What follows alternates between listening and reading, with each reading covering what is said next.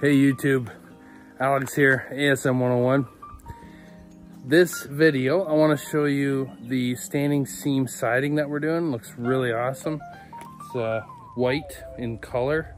It's actually called polar white, so it was the whitest white I could actually find.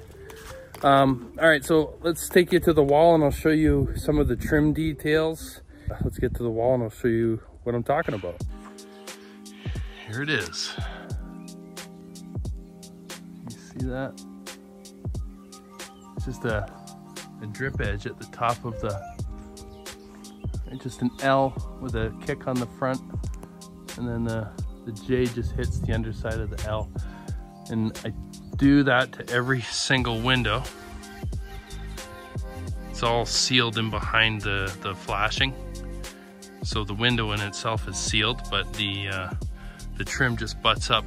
I let the framers know that the window's got to be proud of the wall after it's installed, so I have something to push against with my trims, and then we'll run a bead of sealant around the window.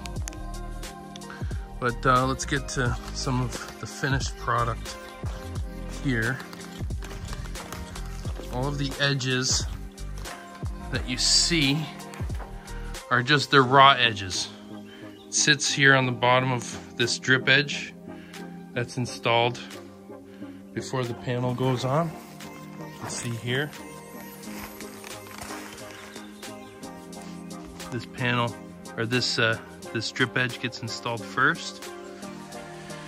And then once that's installed, all of these I put these two J's back to back for the corner. Sometimes we do a corner post, but they just get screwed back to back, and then I install them on the wall, right on the corner. And then for the doors, they get same as the window, J all the way around. I just don't put it on the bottom because that threshold comes proud, and I stuff my panels up under threshold. Super clean look. Inside corner is, again, two J's back to back. You can kind of see it in there. That's a J in there, and that's a J right on top of it. And then the panels get a 90-degree bend put on them with the Wuko bender. So there's a 90-degree bend inside there. Okay, so here we go. Inside the J gets a 90-degree turn on it. We do that with a Wuko bender. So with cladding, it's very much like your typical siding detail.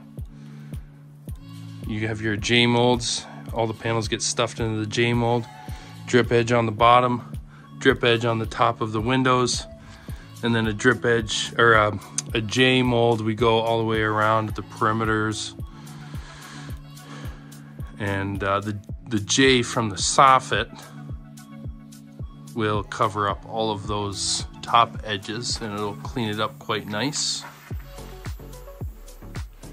Really simple. We single fold it, right? But you can see that shadow line that's cast almost makes it look like a board and batten. I get a lot of comments saying, wow, is that board and batten? I said, no, it's standing seam. But this shadow line here makes it seem like it's really a thick kind of batten cap. So I like that look. This is just, it's 24 gauge panel, so there's no oil canning at all, which is really nice. But yeah, this is what we're doing all the way around. I got a little tight in here. This distance is a little small, I don't like that. So I had to hand brake those pieces, but no big deal. Let me just keep going around. So that's that same detail all the way around. Right, one panel. It's just one solid panel. Here it worked out quite nice. For the ventilation, I wanted to show you guys. You see way up in there, we have a perforated screen as perforated J that those panels get stuffed into. And then my soffit, well, my soffit J butts right against that perforation, and then all the air goes inside that perforation there. So it's a super clean detail. Those perforations are a 1/16, a little bit heavier than a 1/16 in diameter. So no buggies are getting up in there. There's your window. Around little things like this, it can be a little bit tedious, but turned out quite nice. I removed this box from the wall, pulled everything off, and just have to throw some sealant around that. But that's the only hole there that I had to make. Eventually, so for these gables, it's going to be a solid panel going from top to bottom. Definitely a two-man crew job for sure. But yeah, that's basically all the details. So we trim out the entire job first. You can see I got my drip edge all along the bottom. All the J's, I go around with my 10-foot pieces. Every corner I hit with a 10-footer, back-to-back 10-footer.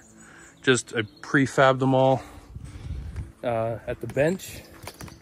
And you can see here, well, you can't see it on here, but these two they're back-to-back, and I screw them all, and I go to the bench and I put them all together on the bench.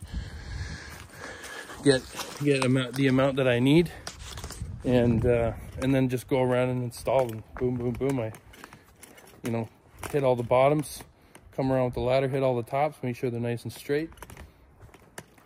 And you can get a lot of trim on in one day. Like this bottom drip edge, I don't chalk any lines. I just go with the bottom of where the plywood meets the foundation wall.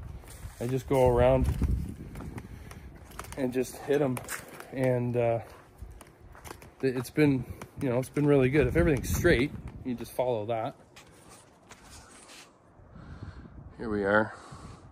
So I'm working from this corner, going across here, going across the back, and yeah, that should get us all cleaned up on the back. I ran all my panels for the sides here, so that's looking good. Got the front done, front entrance door, everything's looking sharp.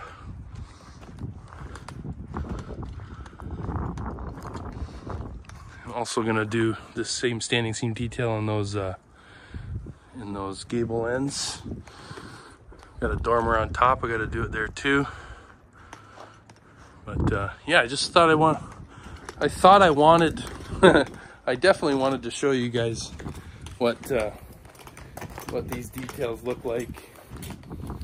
They're very simple, right? When you're wrapping a house in standing seam, it's actually, the trim is very simple. All I bent were, I think I bent about 200 J, like the hemmed J, and then the soffit receiver J. So that's my J, my corner posts, and my drip edges. And that's really, oh, and the perforated receiver J, right? So I went and I get those perforated by a third party. They send it back to me. I have a bunch of perforated material. And that's that. It's really simple. I switched to siding during the winter time because you can get a lot more done. You don't have to shovel anything. You just, like, snow doesn't accumulate on walls, so didn't really have to shovel anything, so it made things quicker.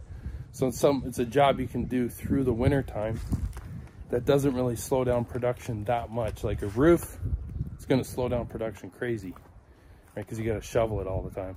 But on the walls, you really don't have to. One more thing, we have We have stickers available for purchase somewhere down below. You can, there's a really cool one. It just says, just keep paneling, because sometimes that's what I got to say, just to keep going. Just keep paneling, just keep paneling, just keep going, man. It's okay. It's going to be all right.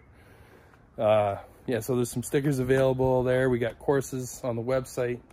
And there's a thanks button down below. If you got any value out of this, you can leave us, you can kind of tip us. Helps us keep this boat afloat. Helps generate more videos. So again, I appreciate you watching. If you want to go that extra mile and drop us a dime, that'd be cool.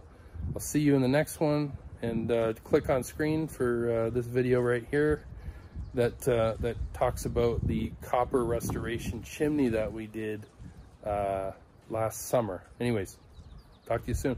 Ciao.